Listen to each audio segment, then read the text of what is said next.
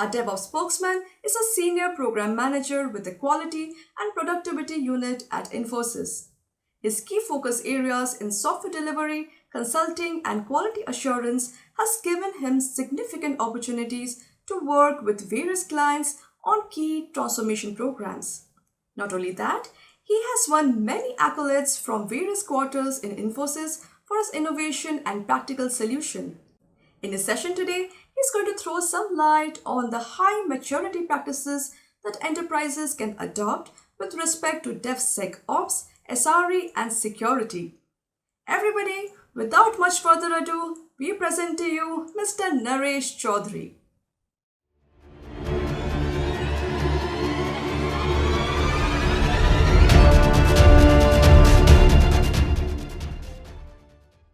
Greetings, everyone, and I am glad to be sharing with all of you a very interesting topic today as part of the DevOps India Summit, engineering secure and reliable systems with the Infosys DevSecOps platform. I have briefly spoken about the platform approach in this very forum in the previous years, and I'm not sort of taking this forward in terms of how we are actually adopting the platform and how internally our teams and projects are actually starting to adopt the DevSecOps practices leveraging the platform. I'll focus a little bit more on security and reliability, given the current focus areas that all of us are possibly looking at driving. If we look at the Infosys client base, there are subtle changes that are happening in terms of the focus areas that are coming as part of the overall Agile DevSecOps transformation. One, whether it is a product-based company or not, most of our customers are actually looking at behaving like one. They want to borrow the best practices from product companies, the likes of Amazon, Microsoft, Google, and so on. They also want to make sure that they adopt the aspects of agility that come in with these practices. And while doing this, they also do not want to let go of some of the legacy that they have actually created in terms of the application. So all of this has to work effectively across a stack of applications that cut across legacy, that cut across born in the cloud, cloud native, cloud first, as well as everything that sits in the middle, whether it is packages, SaaS platforms, and so on and so forth. And that's what makes this extremely interesting, because the challenges of each one of these different types of apps in terms of driving Agile DevSecOps transformation with all of the principles of site reliability engineering, security, and so on becomes that much more difficult to scale. And therefore, what we really look at is, in terms of the solution, driving this whole aspect of agility and excellence in terms of the culture part of it, which is the processes and the people part, to look at how the teams can actually effectively release applications very rapidly, at the same time making sure that there is security built in by design and privacy by design. And also there is an element of resilience that actually comes in, especially as you start to move your workloads to the cloud.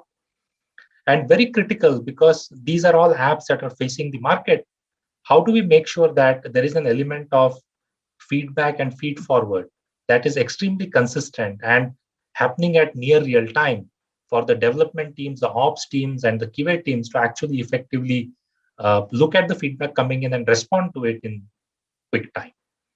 So these are all the aspects that we are looking at in terms of how do we look at a solution that can allow our customers to drive product-centric engineering transformation that is essential in today's day and time. And that's where our whole aspect of the platform comes into picture, where we are actually looking at moving from point tools, which traditionally have been used in terms of the initial waves of DevSecOps, to look at point tools that could actually be used to create pipelines and so on. But from that, the whole movement now with the Infosys DevSecOps ecosystem is to go beyond the point tools and move into an ecosystem play, which means the ability to actually drive a whole lot over and above the basic pipeline automation in terms of cognitive automation, in terms of driving a whole lot of the SRE and chaos engineering related principles, looking at the end-to-end value stream by virtue of the inherent integrations that come with the platform, and making sure that you have the ability to govern all of this in a manner that actually fits in with a lot of the large enterprises' views in terms of regulations, compliance, and governance. So, which means you have to look at DevSecOps metrics and the metrics that actually cut across all of the value stream, the entire SDLC, rather than focusing on very point measures and metrics, which was what was happening in the previous times. Now, the idea for a really here is to make sure that from a platform perspective, not only look at driving a whole self-service kind of a culture where any team in the enterprise, anybody who wants to do DevSecOps in the real sense, has the ability to actually do it on their own without too much of a dependency on somebody from the outside.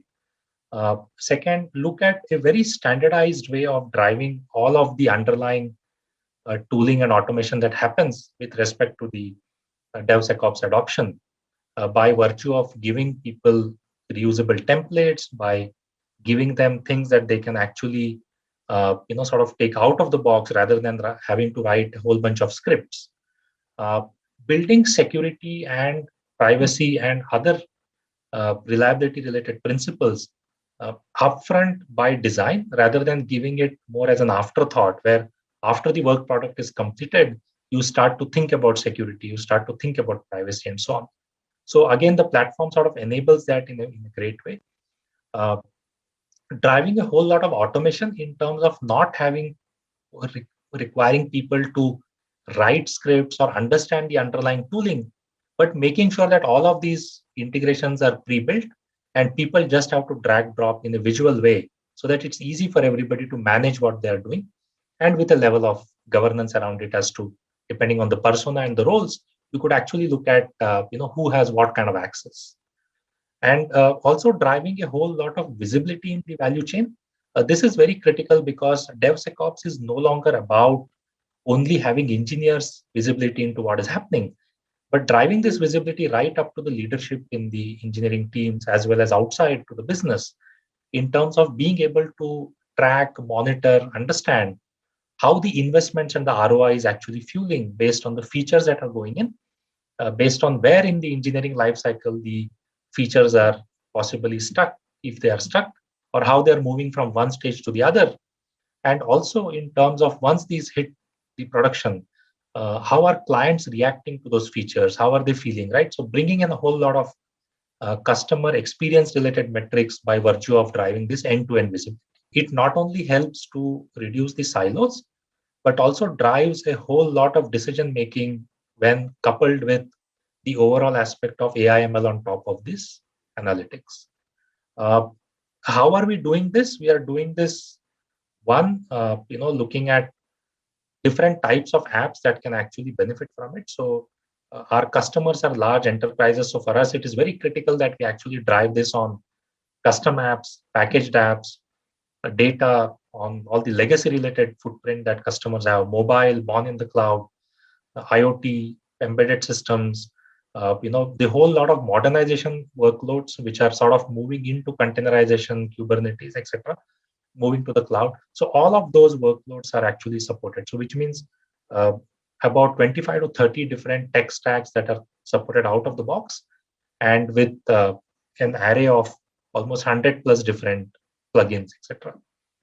Uh, the idea of the DevSecOps platform is really to make sure that uh, provide an enterprise grade ecosystem that can really put the power in the hands of the engineers and the developers, where a large part of the heavy lifting is codified and the AI/ML insights are actually built on top of this, so that the teams really do not have to struggle with creating or reinventing the wheel. They get a platform that they can configure and get started with respect to their DevSecOps journeys and their movement towards an SRE way of working. There are a few capabilities that I want to highlight here that are very critical from a platform standpoint. And if you are looking to use a platform or if you are looking to create your own platform, I think these are the inherent capabilities that you will have to have for it to really scale the way we have scaled within the company and for our project teams and the work that we do with our customers. So first and foremost is the platform is completely no code. which means you do not have to write a single line of code to make anything happen here in the platform, which means anything and everything that you need to do can be achieved by way of configuring, drag and drop, and things like that in a very visual way, rather than you having to write any code or any script. The platform is built on open source and completely sort of using the latest and the best in terms of the microservices and the container technologies. It can work very effectively across a series of different clouds, whether it is hybrid, private, public, right? We have these for different customers working on different combinations. The platform, by virtue of its build and architecture, is secure by design. It also allows you to bring a whole lot of security right upfront in terms of the pipelines and the gating and all the controls that you can do. Allows you to actually create your portfolio or project templates that you can actually build and give to the team, so that there are certain things that you can mandate as part of the template, so the teams can fiddle with some things but not everything. Very critical again as you start to scale and make it into a self-service mode. Site reliability, again, a whole lot of work in terms of observability, analytics, bringing in self-healing and remediation capabilities. More importantly, I think the analytics and the metrics that become available as part of the value stream, I think that really provides a lot of power to the end users and the developers. And given the platform is built on open source, it is extremely modular, extensible, allows for a lot of co-creation. So things that a team wants to do by themselves, right? Given the platform is open source, they have access to the code and they can actually go ahead and create on their own. So these are some of the key capabilities that are required from a scaling perspective, from a perspective of making sure that for a large enterprise that values security, that values compliance, that values governance, that looks at privacy, that looks at reliability for its critical business apps, a platform needs to have these kind of capabilities if it were to become the DevSecOps platform of choice. This is a quick view of an end-to-end automation that the platform actually allows you to do, right from the planning stage, where you actually start to look at the work that is being tracked either in tools like Jira or Azure DevSecOps, or anything else that you possibly use, right? Old TFS, etc., or the RTC, CLM, and so on. Any of those could be the ALM systems. The platform integrates with those, brings all that work into one place. Very critical.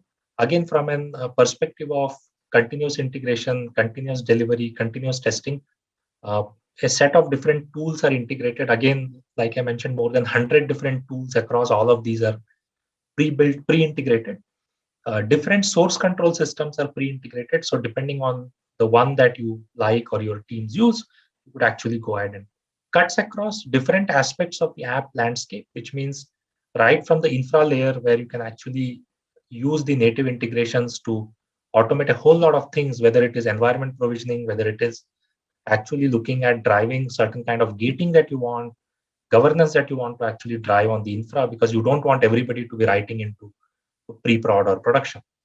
You could actually control a whole lot of that through the platform.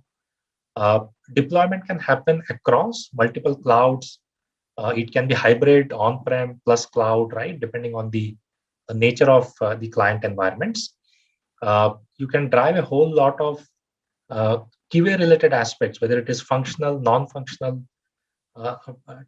testing aspects, right? Whether it is performance, security, APIs, whole lot of that can actually be driven through the platform. So you can actually govern the entire testing process through the platform. And once things are into production, you can actually leverage the platform to feedback and feed forward. You leverage all the insights that actually come in to then alert the respective teams in terms of what could potentially go wrong. Now, this is done based on predictive analytics that runs on top of the data that the platform actually has access to. And this insight, this visibility actually drives a whole lot of proactive decision making. And that's what SRE is all about, where you actually start to look at driving both your ops related stuff in terms of incidents, etc., and also focus on looking at all the stuff that is happening around you to automate these insights become very valuable for you to pick the right ones to automate and reduce the toil. In terms of the different capabilities, a quick deep dive on a few important ones. No code, again, the entire platform is widget based. It can allow you to drive a whole lot of configurations based on different personas and the policies that are attached. The entire platform actually provides a very UI based approach, which means you can actually look at things, drag, drop, create pipelines, manage your releases. All of this happens in a completely scriptless manner. And the entire aspect of insights and metrics, again, is pre-configured to a large extent. You can configure and make changes as you desire, but a lot of that is actually pre-built. So in effect, no need to write code, touch scripts for anything. Cloud first, again, hybrid, right? Public cloud, etc., whatever, depending on the specific context. Completely supports the entire cloud ecosystem. All the popular different hyperscaler ecosystems are supported. The platform works on them. The platform also works with them in terms of the infra automation, in terms of different types of apps, whether it is legacy, the modern cloud native, cloud first apps, right? All of this. And from a stack perspective, all the digital stuff as well as the legacy stuff is all supported here.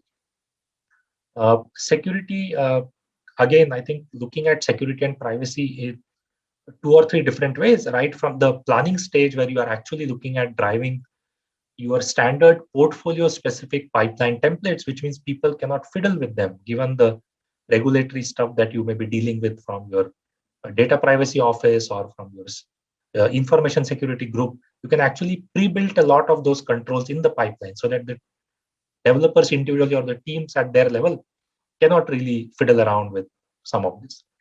In terms of the deployment, you can actually use all the pre-commit hooks, plugins that are available to drive a whole lot of stuff, whether it is secret management, whether it is looking at all the stuff that is happening with respect to the process governance that you want to drive with respect to the platform. You can do a lot of gating based on the metrics.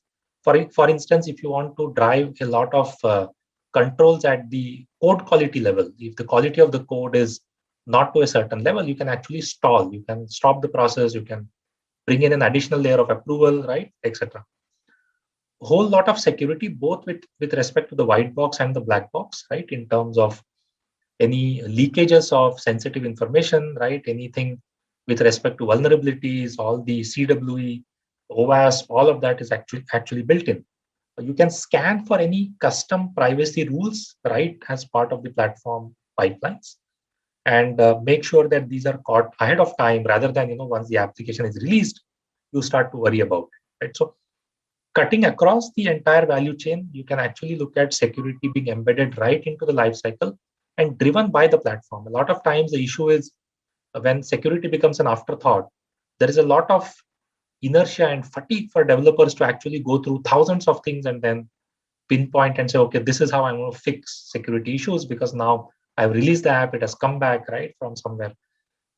Not the right way to do this, right? It has to be all upfront, do a lot of shift left with the platform. And that's what actually a lot of our teams like about this, because they're able to do a lot of this ahead of time. And the platform also helps with all the built-in analytics and the insights to actually narrow down on things that really matter. You don't have to look at thousands of things that would have come through a standard tool, but the platform can actually help you to pinpoint and say, okay, this is what is a real issue. Maybe this is the one that I should fix on time. And when you actually start to run a lot of your experiments with respect to chaos engineering as part of SRE, this kind of an ecosystem actually helps you to, again, pinpoint success, failure of those experiments, what really went wrong, and where exactly it went wrong when you have all of this configured in the platform. From a reliability perspective, the platform actually looks at 3 distinct areas. One, driving a whole lot of metrics around the infra, containers, and so on. Telemetry for the different applications that the platform supports, and a whole lot of user analytics, which you can actually use to effectively see what kind of actions people are taking on the platform. So you don't have to do surveys and feedback, right? I mean, when you have all of this telemetry built in. Uh, a lot of focus on looking at SLOs, SLIs in terms of driving insights with respect to those, and also leveraging what data comes out of the platform to plan your error budgets, reduce toil, and drive a whole lot of experiments using that data and metrics to a meaningful conclusion. Uh, AIML based insights again provide smart alerts, but more than the smart alerts, I think the cool thing is about being able to predict what can go wrong. And it could be simpler things in terms of your infra. When do you think, based on all the logs and data that the platform has collected, the next failure is around the corner? I think in many cases, having a couple of hours of advance notice is a great value in terms of being able to proactively plan and then mitigate a lot of these risks, and then drive these metrics based on the predictive failures to actually fix certain aspects of the application. And so this becomes real, this becomes a lot more structured. It is not groping in the dark, it is actually looking at data and then doing decisions based on that data. Very critical in my view. End-to-end insights across the value stream, I think this is very, very important because uh, the amount of data and information that we are actually now having access to as part of mature DevSecOps setups is humongous. And all of that data and information goes waste if it is not really leveraged for your benefit. That's what the platform does. It actually looks at all the different insights coming from all the underlying data that it actually has access to from all the different lifecycle stages. It could be all the agile and the DevSecOps related metrics, uh, things like velocity, right? The developer related analytics that it actually starts to gather and give you and give back to the developer to empower the developer. It could be all the governance and compliance related stuff, whether it is the audit reports, the custom data, the extraction that happens, the traceability across different artifacts, all the analytics, anomaly detections, predicting different failure points, risks, etc. And from a developer standpoint, looking at the actual impact the developer is making to the application and to the team with respect to the commit frequency, with respect to the quality of the code, the security of the code that is being touched and written, to looking at the standard metrics like MTTR, MTBF, and so on, and also looking at technical depth in a whole new way to make sure that you are actually keeping it somewhere in focus as you start to create new stuff for your applications. And all of this is actually persona based, which means we have the ability to customize this based on who you are on the platform. So if you are a developer, you get to see a different set of metrics and views. If you are an engineering leader or an engineering manager, you want to see a different set of things. You are an environment manager, you want to focus more on the infra and your environments and containers and VMs and so on. If you're an SRE, your whole focus goes into a lot of the observability and the toil related metrics. So you can actually customize a whole lot of this based on what you are. Platform is open, built on open source, completely extensible. Uh, we have built it using Golang and open source. So there is a lagging version of the platform on GitHub. Anybody who is interested, we are happy to share the latest and the best builds for you to actually leverage this and take it forward. But net, I mean, given that it is built on open source, completely extensible, there is a plugin SDK, so which means theoretically anybody with little knowledge of development can actually start to customize based on their own ways of working and so on. And our customers would love this because some of them would want to have that kind of power in their hands. Net, this is what I have covered today. In terms of looking at scaling enterprise-wide DevSecOps, having a platform that actually supports multiple cloud ecosystems, multiple application stacks, so very, very critical. Something that actually works on a self-service mode, because that's very critical for scaling for a large enterprise, where everybody doesn't have to really write code and scripts and understand the underlying tools that are an essential part. But a developer should focus, or the development team should focus more on creating cool features and releasing them to the market rather than worrying about knowing the Jenkins tool set or any of the underlying tools, right? Whether it is a orchestrator or whether it is something that you're using for reporting, etc. Very important they stay focused on razor sharp on what they are supposed to do and leave the heavy lifting in terms of all the scripting, etc. to the platform.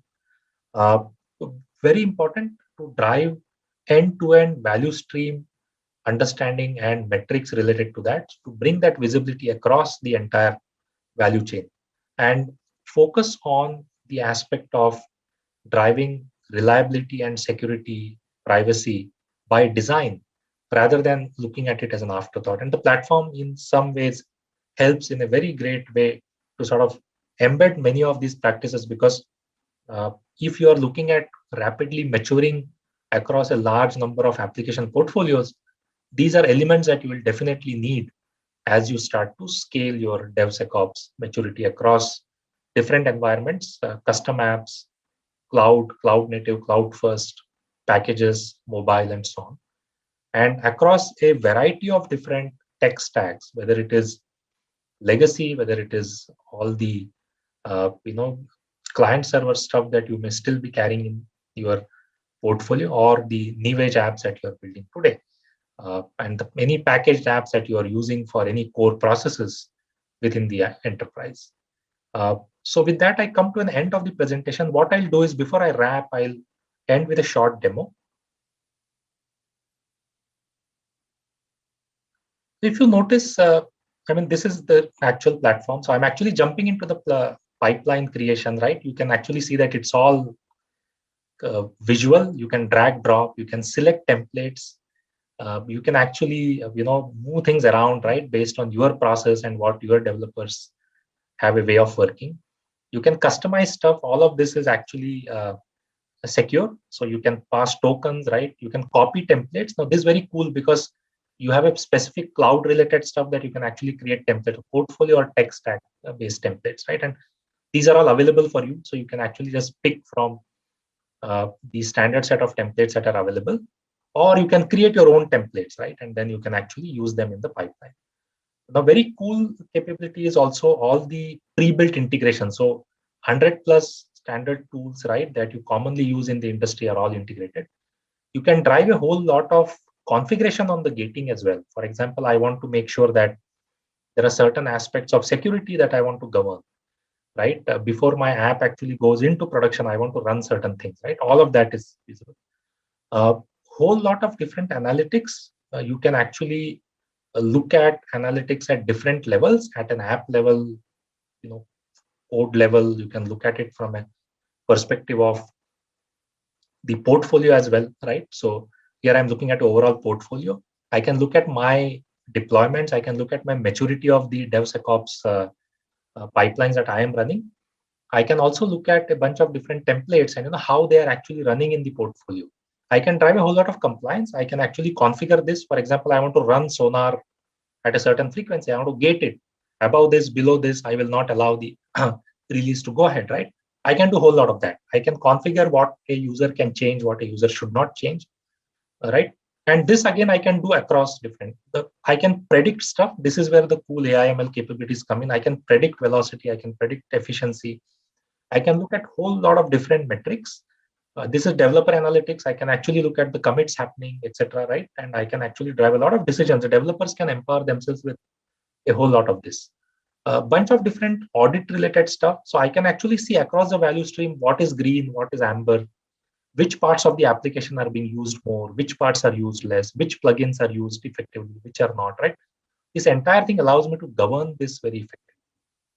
I can look at a whole lot of different metrics in terms of my release predictions, right? I can look at infra related stuff. I can leverage this to actually drive cost savings because on the cloud, right, you are actually consuming a lot of resources. You can actually use these metrics to drive a whole lot of cost benefits for you. In terms of the SLO, SLI, error budgets, you can actually look at all of this in a completely automated manner.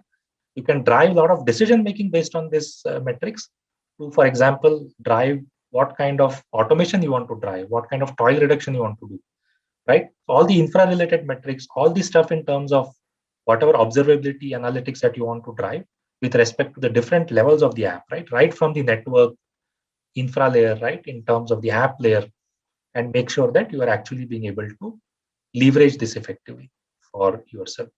So this is the quick thing that I wanted to share in terms of a demo. So thank you very much, and I hope you have a good conference. And this DevOps India Summit is not only special because in this part of the world, I think this is probably the largest gathering of like-minded professionals. So look forward to more interactions with all of you. Thank you.